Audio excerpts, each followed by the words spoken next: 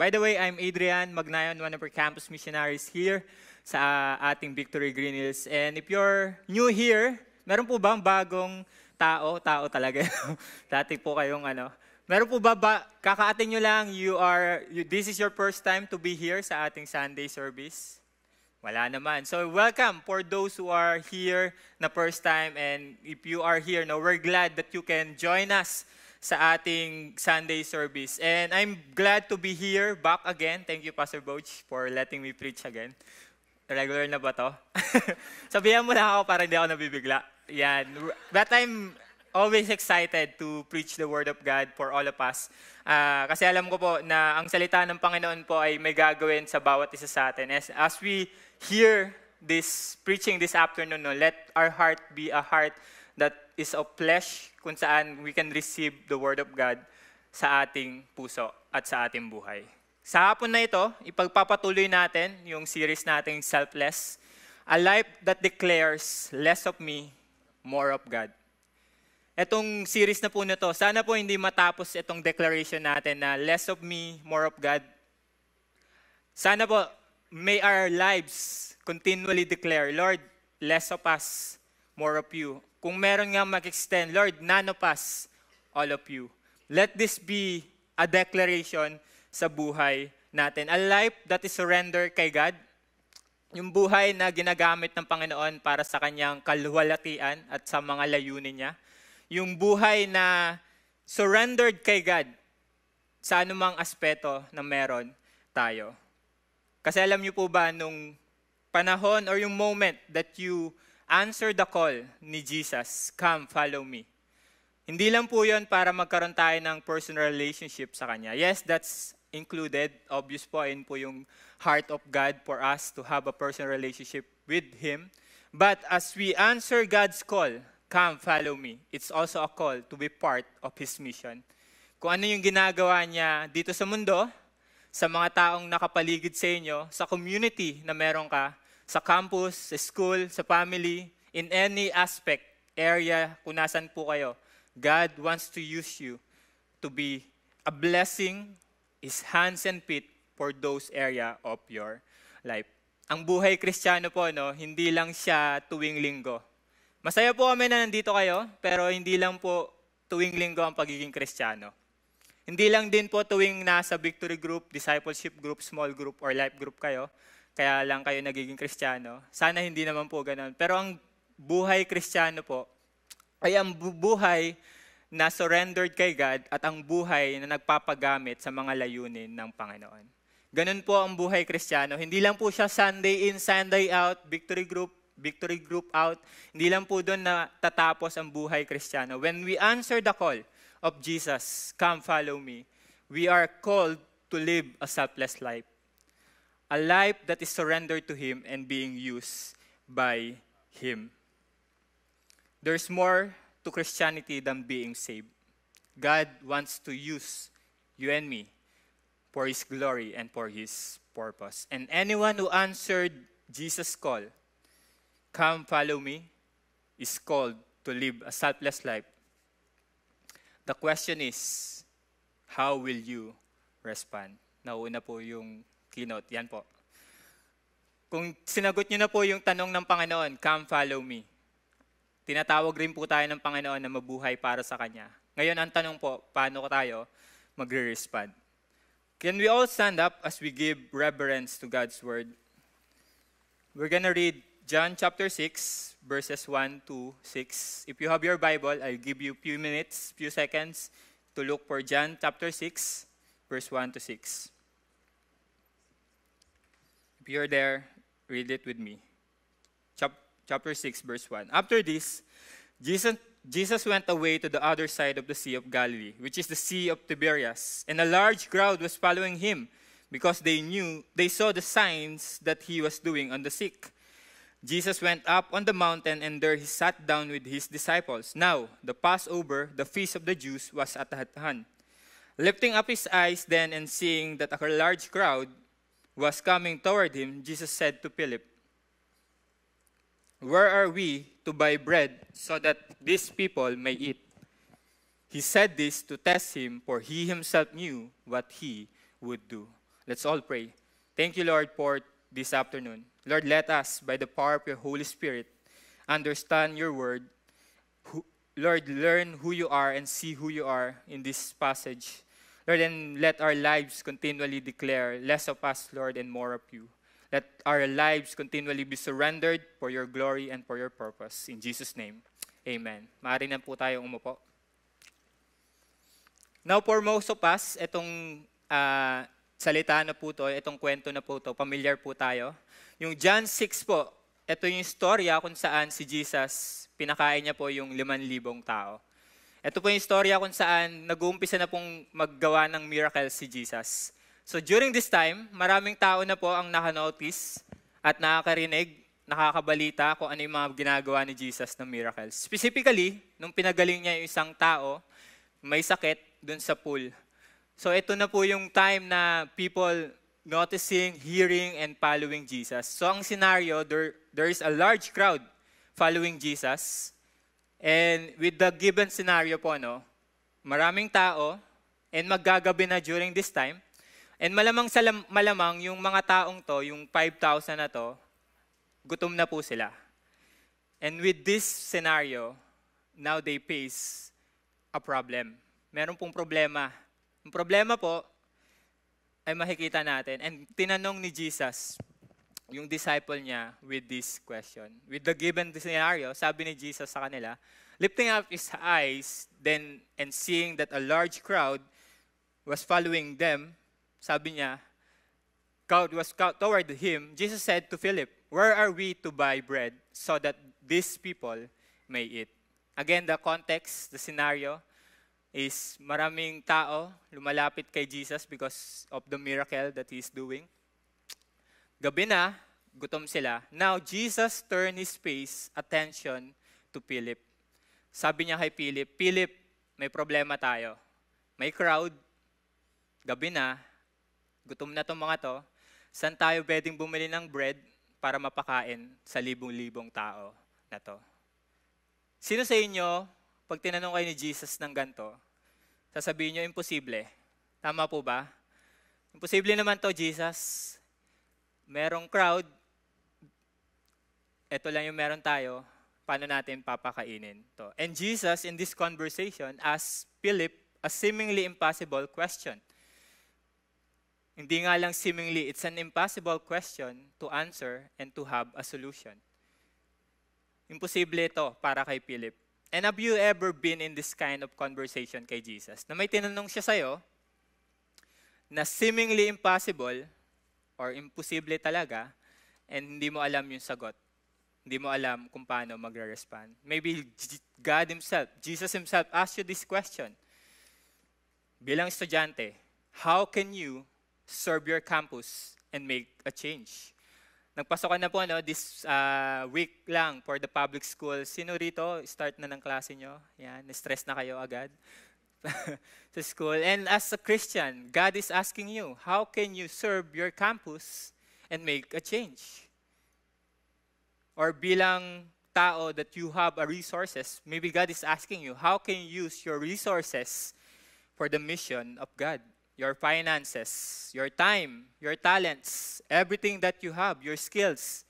How can you use that for the mission of God? Or maybe some of you, Jesus has been asking this question, how can you help those people around you who are in need? Hindi lang sa panahon na may sakuna, pero those people who are in need, how can you help them? Or maybe this is the question that Jesus is asking you. How can you share Jesus to the people around you who needs Him? Sometimes this question seems impossible for us. Lord, paano? Lord, hindi ko alam.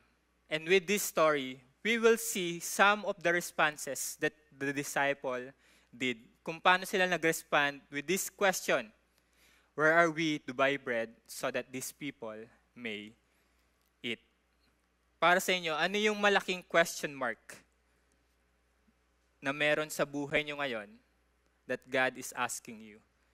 Ano yung question mark na hanggang ngayon hindi mo pa masagot-sagot? Hindi mo pa magawa ng respond? Ano yung question mark sa buhay mo ngayon na seemingly impossible or imposible talaga. I want to ask this question for all of us. What is God asking you to do? Dahil sigurado ako, when you are following Jesus, you are saying na meron kang relationship kay God, God will always ask you to do something for His glory and for His purpose. Now, the question is, ano yon para sa'yo? What is God asking you to do? Now, let's look at ano yung malaking question for Philip and the disciple. For them, the big question is, paano, Lord, natin papakainin itong 5,000 people na to? With the things that we have, kung ano yung meron tayo, Lord, paano namin papakainin itong libo-libong tao na to? And let's see how the disciple responded to the question of Jesus. In verse 7, makikita po natin dyan, again, ang unang tinanong si Philip, and Philip answered this way, responded this way. Sabi sa verse 7, Philip answered him, 200 denarii worth of bread would not be enough for each of them to get a little. Sabi ni Philip, meron tayong 200 worth denarii of bread or pambili ng bread, pero Lord, di kaya to. Meron tayong 200 denarii, Lord, pero I don't think it's enough or I don't think kaya natin pakainin yung 5,000. For Philip, yung answer niya is a logical answer. May 500 tayo, Lord, pero not equal to 5,000. Lord, yung 200 denarii natin, Lord, hindi kaya ng pakainin yung 5,000. It's a logical answer for Philip. Lord, 200 is not equal to 5,000. Hindi kaya, Lord. Some account, no, sa Matthew or sa ibang account na itong 5,000, yung sabi pa nga nung disciple, Lord, pauwi na lang natin sila kasi hindi talaga kaya with the things that we have. 200 denarii lang meron tayo, Lord. Hindi natin kayang pakainin yung 5,000. And this response from Philip leads him to the conclusion that it's impossible, we cannot do it. Lord, 500, imposible, hindi kaya. And sometimes, when God asks us something to do sa buhay natin, we come to this conclusion, Lord, imposible, hindi ko kaya. And sometimes, when we look at things logically, hindi ko po sinasabi na mali to think or to see things logically. Okay lang naman po yun. But most of the time, when we see things logically and God asks us and respond logically, we come to this conclusion. Look at what we have, Lord, imposible, hindi ko kaya. Ako po, no, bilang IT student or IT graduate, meron ba dito mga programmer? Yan, mga matatalino, yes. Mga programmer, train po kami to think logically. As an IT student, kailangan magaling yung logical thinking mo, kundi babaksak ka sa major subject mo. So as a student, ito po yung itsura ng mga logical thinking namin. Nakaka-recognize po ba nito? Kung hindi nyo po na-recognize, okay lang po yan.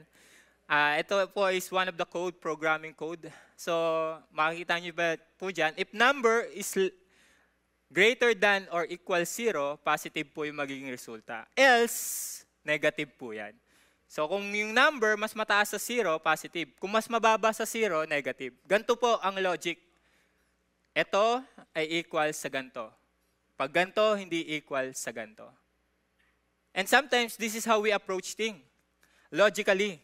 Lord, ito meron ako, hindi kaya.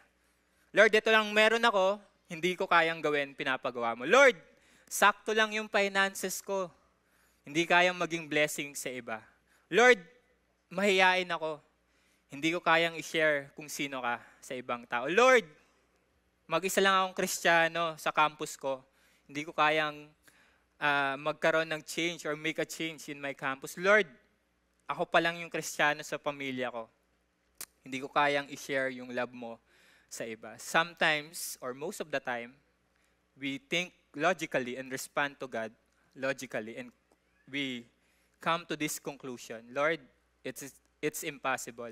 I can't do it. When we approach God logically, we come to this conclusion, it's impossible, I can't do it. Another response the disciple did is this. Now si Philip, ito yung sinabi niya, logically, imposible, hindi kaya, Lord. Andrew, on the other hand, responded this way. One of his disciples Andrew, Simon Peter's brother, said to him, "There is a boy here who has 5 loaves, barley loaves, and 2 fish. But what are they for so many?" Now si Andrew, another disciple, narinig yung tanong ni Jesus.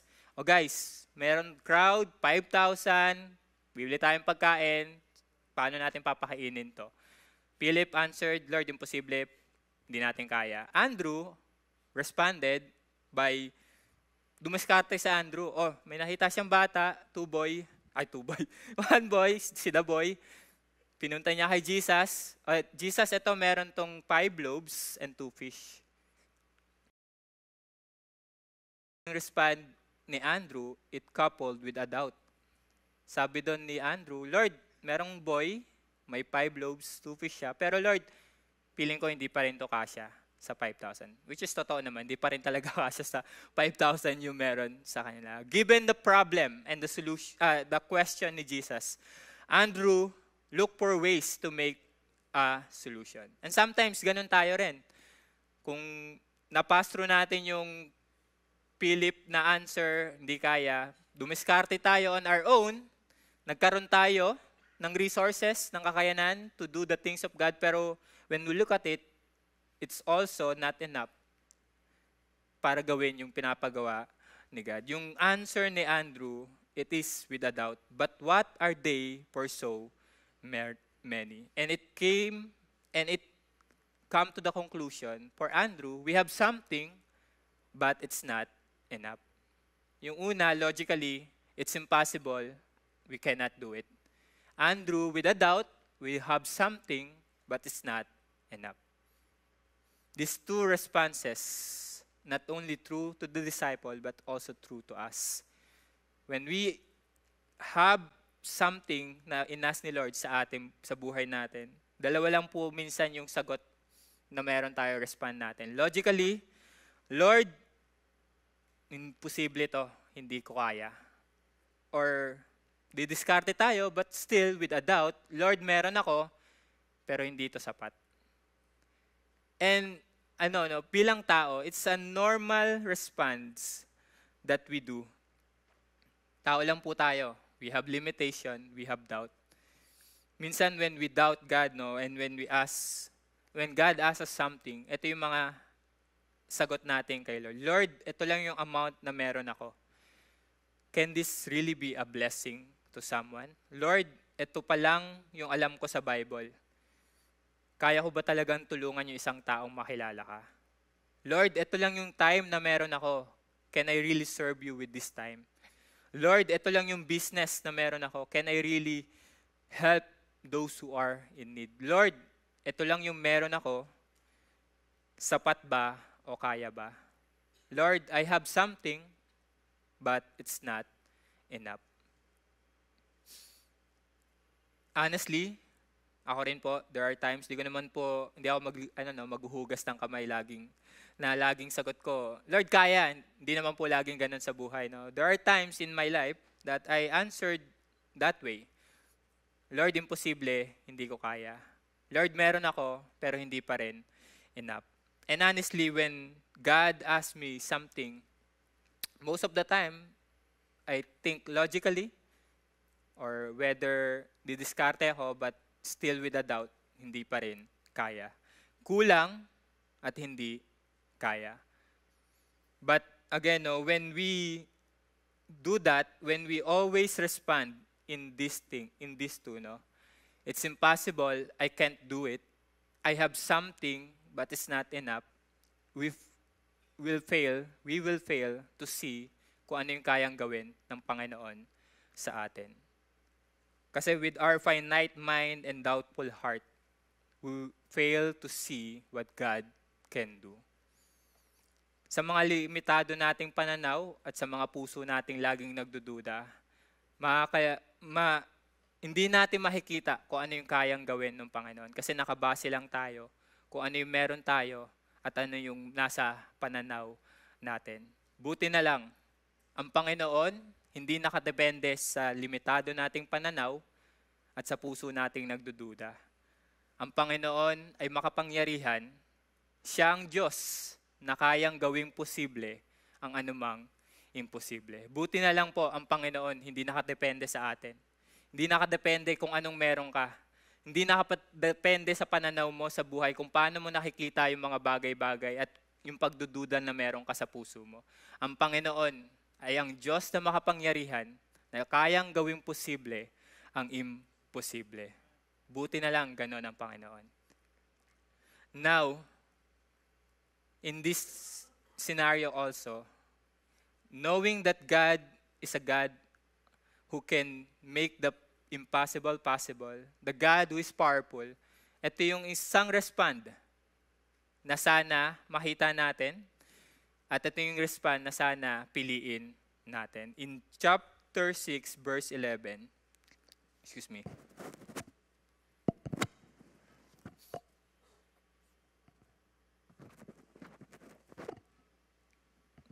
Yan. Verse 11, sabi dyan, Jesus then took the loaves, and when he had given thanks, he distributed them to those who were seated, so also the fish, as much as they wanted. Now, kaninong respond po yung pwede natin piliin? Not with Philip, not kay Andrew, but yung respond po nung bata. Now, alam ko po, hindi naman upfront sinabi na willingly binigay nung bata yung 5 loaves and 2 fish. Upfront hindi sinabi na yung bata mismo yung lumapit kay Jesus. Obviously, it was Andrew. Kinuha niya yung bata, present niya kay Jesus. Baka nga yung 5 loaves and 2 fish, baon nilang magkakamag-anak or magkakapamilya. Para sa kanila talaga dapat yung 5 loaves and 2 fish. But even though hindi upfront sinabi yung respond ng bata, but one thing is for sure, is this: the boy gave the little he has and allowed God to use it. Yung bata na nakuha ni Andrew sa crowd, though not willingly sinabi, binigay yung 5 loaves and 2 fish, but we can see the boy gave the little he has and allow God to use it. Dinala ng bata yung basket full of 5 loaves and 2 fish. Presented to Jesus. Sige Jesus, gamitin mo to para mapakain yung 5,000 na tao na nandito. The boy gave the little he has and allow God to use it. Alam niyo po ba, sabi sa Bible, yung barley loaves na nandito, it's a poor man's bread. Meaning to say, it's not something special. Hindi to pang malakihan or pang ingranding handaan, but it's a poor man's bread. Simpleng tinapay na ginamit ng Panginoon para pakainin yung 5,000. May this be our response, just like the boy. Lord, this is the little I have. I'm allowing you to use it for your glory and for your purpose. Para sa inyo, ano yung little things that you have that you can give God and allow God to use it for His glory and for His purpose. May this be our response. And in the midst of I cannot and it's not enough, will you allow God to use what you have for His glory and for His purpose? In the midst of I cannot and it's not enough, will you allow God to use what you have for His glory and His purpose? The reality is, lahat po tayo rito will always be limited. Lahat po tayo dito makakaramdam ng kulang, hindi sapat. And we will always doubt. When we face with the reality of life, we will always have doubt sa puso natin. Kaya ba? Sapat ba? But I hope in the middle of those response, may we allow God to use the little that we have for His glory and His purpose. Kasi yung assurance natin, as we allow God to use what we have, is this. Makikita natin in verse 6, sabi niya doon, for He Himself knew what He would do.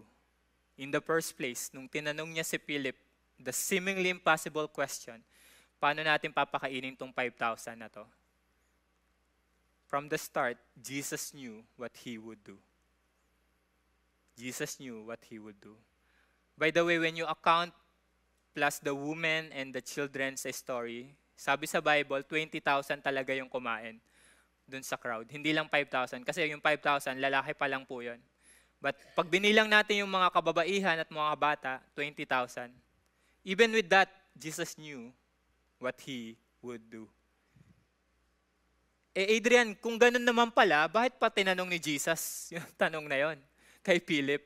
Kung alam naman pala ni Jesus na may solusyon dun sa problema, bakit pa tinanong ni Jesus si Philip, pinahirapan niya pa yung mga disciple niya. In-stress niya pa yung mga disciple niya to think for solution and to respond that way.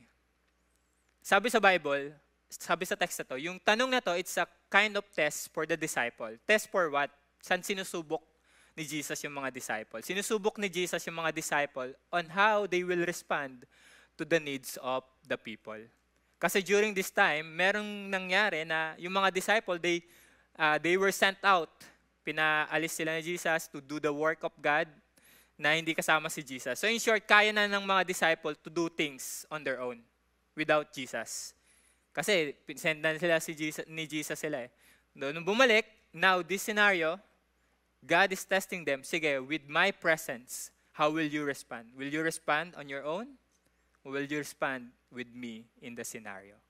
It's a test. But also, the beautiful thing about Jesus when he asked this question is this. He allowed the disciple to be part of what he's doing in the lives of these people.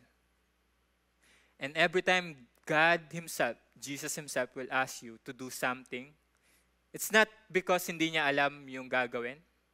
It's not because wala sang solusyon dun sa problema. But God is asking you to do something because He wants you to be part of what He is doing.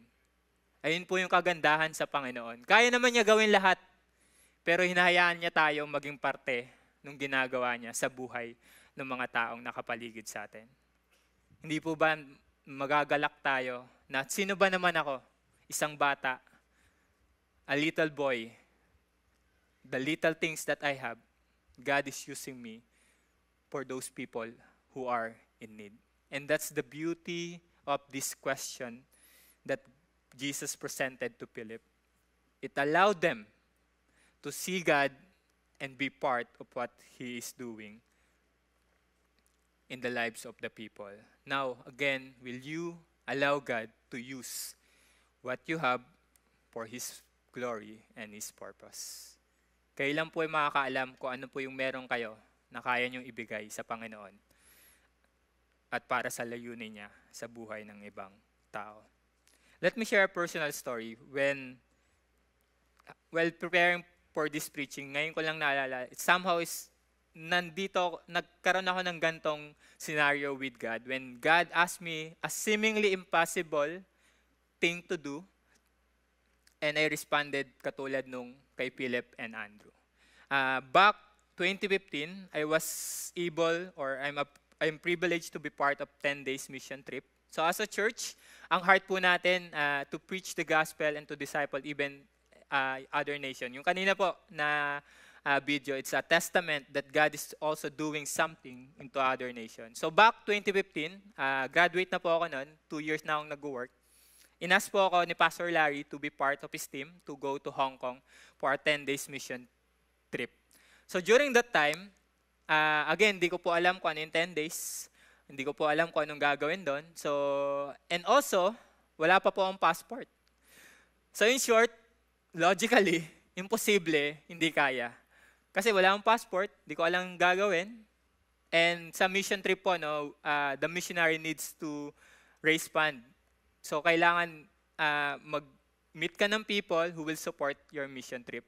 So hindi ko po rin alam kung paano gawin yun. So in short, logically, imposible, hindi ko kaya. Lord, wag na lang. But again, si God is God, let Him do His work in us. So nag-guess ako, Pastor Larry, kahit di ko po alam kung anong gagawin. Wala pa akong passport, sige, kuha pa akong passport, irarush ko na lang, mas mahal nga lang. Para makasama ako sa 10 days. I said yes. Then during the journey of it, the process of it, so nag-raise na po ako ng fund. Naka-raise na ako, I think mga 80%. Pero ang problema, 1 week na lang ng deadline bago mag 100% dapat lahat ng team. So during that time, kulang pa ako ng 20%. Lord, meron ako pero hindi enough. Wag na lang talaga, Lord. Di na lang ako sasama. But again, the team prayed, surrendered the case to God, the problem at hand to God. He allowed God to do His work because He knew kung ano naman yung gagawin niya. Ang nangyari po, one service, Sunday service, ano lang po yun, 1 week na lang talaga bago mag-deadline for us to be 100% dapat sa PAN. May lumapit kay Pastor Larry, handed amount in cash, and yung exact amount na po yun, nagpuno po yun para sa aming kulang pa. Yung exact amount na binigay kay Pastor Larry, ayun po yung nagpuno sa mga kulang sa team. So lahat po kami, 100% and we're able to go to the 10-day trip sa Hong Kong. Sige, palakpakan po natin ang Panginoon. Eh kung napako po tayo or ako sa logical thinking ko, Lord, wala akong passport, wag na lang ako. Or, Lord, meron na ako 80% pero kulang pa rin to. If I stuck in those response, I won't be able to see how God moves in our team to bless the church in Hong Kong. Sa Hong Kong, we were able to pray to the campuses, equip our leaders, and even serve them in any way capacity that we have. Meron po akong picture, no? Medyo luma na po yan. So makikita niyo po ako dyan. Buhay po ang Panginoon. Yan, some of sa leaders po, cellphone lang po yan. Hindi ko alam kung anong cellphone yan. Pixelated talaga, no? Yan po yung some of the leaders during that time, students na na-meet namin sa Hong Kong. And our church in Hong Kong right now is growing and may mga new local leaders rising up. Again, no, all along, it is God who knew what He will do in this 10 days mission trip. Now, the question is, what you have, what's in your hand, or what's the little that you have that you can offer to God that He can use for His glory and His purpose. Another story, in speaking of this, again, sabi ni Norman kanina, just yesterday we had our volunteer open house kung saan we allow the new people, yung mga people who want to check out and to be part of what God is doing sa church natin. Kahit di mo pa alam yung gagawin, di mo pa alam kung saan ka magkukommit, we welcome them so that they could check out and be part of what God is doing. And some of them nandito. May mga bago po tayong volunteers. Palakpakan naman po natin yung mga bagong volunteers natin dito. Again, kahapon lang po sila nag-check out ng ministry. Hindi pa po nila alam ginagawa nila ngayon. Pero nandito po sila, allowing God to use the little that they have so that it can be of the glory and the purpose of God. Now, para sa inyo po, alin po yung little na yon na inaakala nyo maliit na pwedeng gamitin ng Panginoon. Again, if you want to be part of what we're doing here in church, you can still volunteer. You can still be part of what God is doing sa ating church and sa mga tao na nakakasalamuha po natin. Sa labas po, you can always sign up to volunteer with us and be part of what God is doing in our church. Now, may tanong na imposible, may respond, it's impossible, I cannot, I have enough, but I have something but it's not enough, or yung respond ng bata, gamitin mo Panginoon kung anong meron ako. With that, Jesus did these things na meron siya. And bago yun, no, the reason why we can give the little things that we have for God is because of this assurance. Our assurance is not on what we have, but on what God can do. Ito naman po yung assurance natin. Kung ano man meron po tayo, hindi po dito tayo nakabase. Pero nakabase po tayo kung anong gagawin ng Panginoon sa atin. Our assurance is not on what we have, but on what God can do sa kung anong meron tayo. And this is what Jesus did in the story. In the following verses, this is what happened. I'll just read the highlighted. Sabi dyan, He distributed them to those who were seated. Yung 5 loaves and 5 loaves and 2 fish distributed to those who were seated. And after nilang kumain, gather up the leftovers fragments. And dahil doon, meron pong 12 baskets full of fragments na natira, na barley loaves and 2 fish. In short, ano pong nangyari dito? Miracle happened. The 5 loaves and 2 fish multiplied. Yung little na meron yung boy, it multiplied in the hands of God. Miracle happened in the hands of God. And if we allow God to use what we have, He can do miraculous things sa meron tayo. Next, what happened is this. And when they had eaten their fill, He told His disciple, gather up the leftovers fragment that nothing may be lost. Ano pong nangyari sunod? Nagkamilagro, dumami yung pagkain. Ang sumunod na nangyari po, the need of the people was met.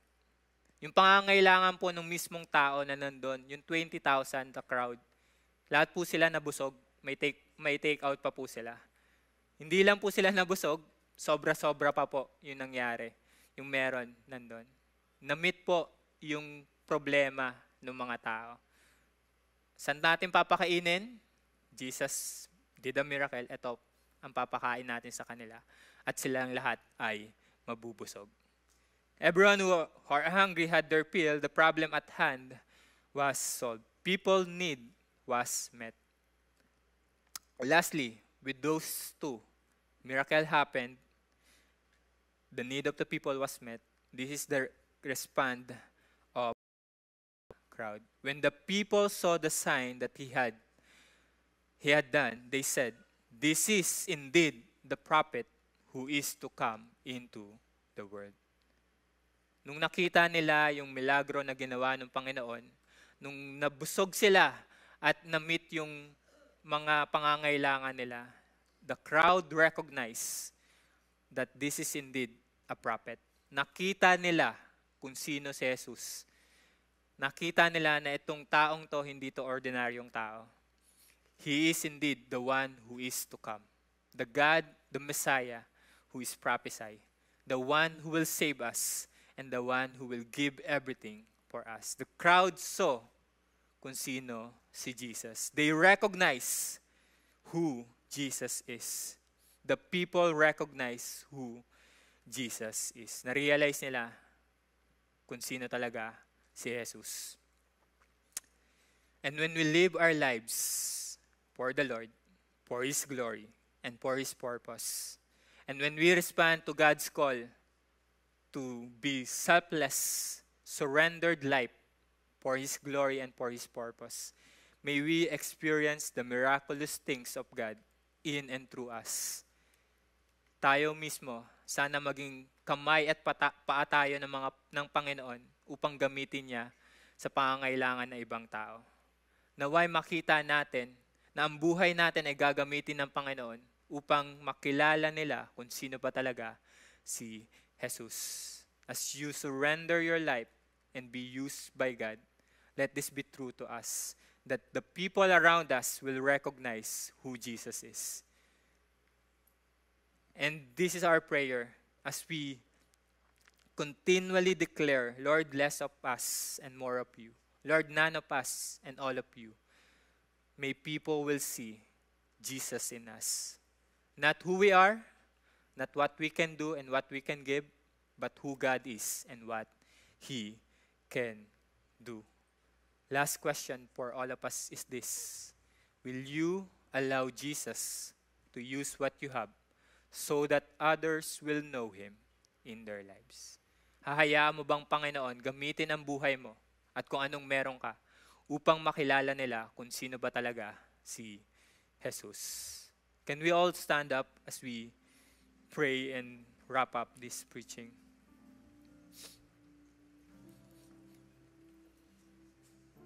Again, this series is not just a 2-week series, but I hope this declaration of selflessness and living for God, less of us and more of God, may this be a reality, a truth, a life that we will embrace as someone who follows Jesus. When you decided to follow Jesus, may this be a declaration for your life. Let's pray. Lord, thank you for allowing us through this story to see our limitation, our doubts, but also to see who you are in our lives. Lord, in the middle of the response that we have, I cannot, and it's not enough. Lord, may you be the one who break it and allow us to see that you can do things miraculously. Make the impossible possible and let it be all about you, O Lord. One of the things na makikita din po natin dito, no? When the praise na sinabi doon, Jesus saw the crowd. Sa other account, sabi doon, he had compassion. Sometimes, the hindrance for us to live a selfless life, a life that less of us and more of God is this: we fail to have a heart of compassion. We fail to see the condition of the people. Minsan sa sobrang focus natin kung anong pangangailangan meron tayo, kung anong kulang meron tayo, hindi na natin nakikita na yung ibang tao may pangangailangan din. And sometimes that hinders you to live for God and to offer what you have for God. That's why I want to pray for all of us here, for us to have a heart that is compassionate, that eyes that see people's need sa buhay natin. Can we all pray and bow down our heads and close our eyes? Lord, we pray, Lord, just as how you see the crowds, you have compassion. Lord, we pray that you will allow us, and every time we will see people around us, we'll see them with compassion. The people who are in need. Lord, we will see them with the eyes of yours, O Lord. A heart of yours, O Lord. A compassionate eyes and hearts. Lord, thank you because first and foremost, we are the recipient of your compassion. Lord, kami mismo ay nakatanggap, Lord, ng kabutihan mo. Kami mismo nakatanggap, Lord, nung kung ano yung binigay mo para sa amin, Panginoon. And that's why we can give what we have, whether it's a little thing, for your glory and for your purpose. Lord, let our hearts be compassionate towards others so that we can live a life of selflessness. Less of us, more of you, O Lord. In Jesus' name, amen and amen. Another thing, just want to declare this verse for all of us. As we continually answer God's call, come follow me. May this verse, this passage be true to us. In Matthew chapter 16, verse 24 to 25, may this be our heart towards God. Sabi rito, then Jesus told his disciples, if anyone would come after me, let him deny himself and take up his cross and follow me. For whoever would save his life will lose it, but whoever loses his life for my sake will find it. As you continually deny yourself, carry your cross, may you find life in Jesus. As you continually follow Jesus, may you find life in Him. As you continually give what you have to Jesus, may you continually find life to Jesus.